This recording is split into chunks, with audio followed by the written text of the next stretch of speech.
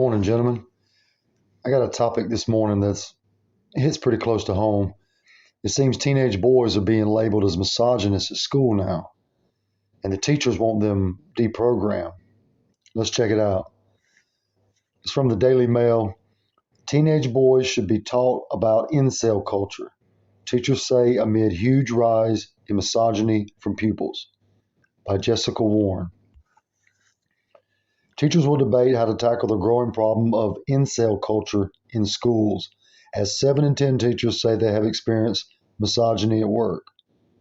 A survey of over 1,500 teachers by the MGTOW Teachers Union, ahead of its annual conference in Birmingham, found that 72% say they had been a victim of misogyny at their school. Of those who had experienced sexism at work, nearly 6 in 10 said the behavior had come from a pupil, while 43% reported that other teachers had been sexist towards them.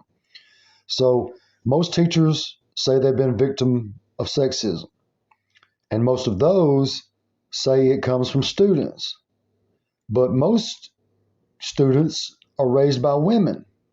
It's funny how that works. One teacher said that pupils made comments such as, "Is it your time of the month, miss?" as well as sexualized remarks about other teachers' appearance.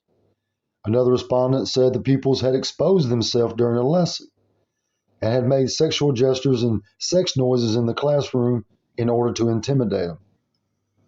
On a daily basis, I feel boys are disrespectful towards me as a teacher. I constantly hear sexist remarks from students. I see boys grab girls and say sexist comments. The girls are just used to it and brush it off. Sounds to me like you got a bunch of badass, disrespectful kids. Maybe their dad should just whoop their ass.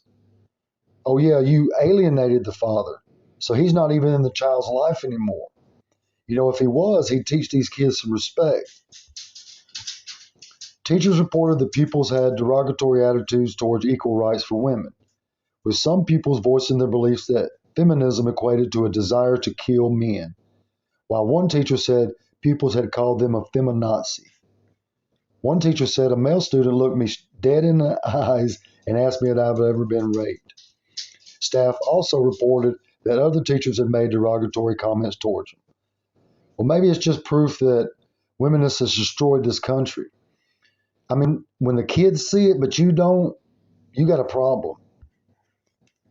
Catherine Downs, a secondary teacher from Leeds, proposed a motion at the conference on misogyny and incel culture, an online subculture involving men who express hostility and extreme resentment towards those who are sexually active, particularly women.